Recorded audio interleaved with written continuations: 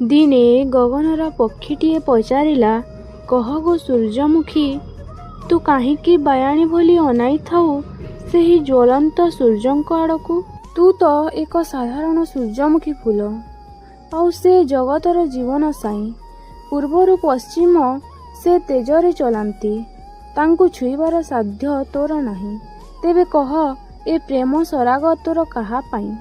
ସୂର୍ଯ୍ୟମୁଖୀ ନିଜ ପାଖୁଡ଼ାରେ ସକାଳର ଶିଶିରକୁ ପୋଛି ଧୀରେ ଚାହିଁ କହିଲା, ପୂର୍ବ ଆକାଶେ ସୁନା ଆଲୋକର ଯେବେ ହୁଏ ଆଗମନ, ତୁମରି ସେ ପ୍ରଥମ କିରଣକୁ ଚାହିଁ ନାଚି ଉଠେ ମୋର ମନ।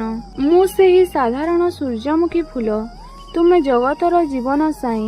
ତଥାପି ମୋ ପ୍ରେମର ପବିତ୍ରତା ଆଗେ ତୁମକୁ ବି ନଇବାକୁ ହୁଏ।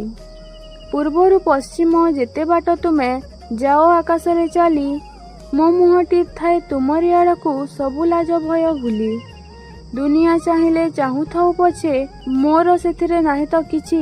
ତୁମରି ଆଲୋକେ ରଙ୍ଗେଇ ହେବାକୁ ମୁଁ ଏ ଧରା ପୃଷ୍ଠେ ଜନ୍ମିଛି। ସଞ୍ଜ ନଇଲେ ତୁମେ ଯେବେ ଯାଅ ଅସ୍ତଗାମୀ ସେହି ପାର୍ଶ୍ୱେ, ମୁଁ ବି ମୋ ମୁହଁଟିକୁ ନୁଆଇ ଦିଏ, କାନ୍ଦେ ତୁମ ବିରିହର ସ୍ପର୍ଶେ।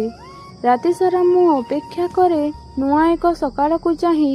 ମୁଁ ଚିର ପ୍ରେମିକା ତୁମରି ସୂର୍ଯ୍ୟ, ତୁମ ବିନା ମୋର ମୁକ୍ତି ନାହିଁ।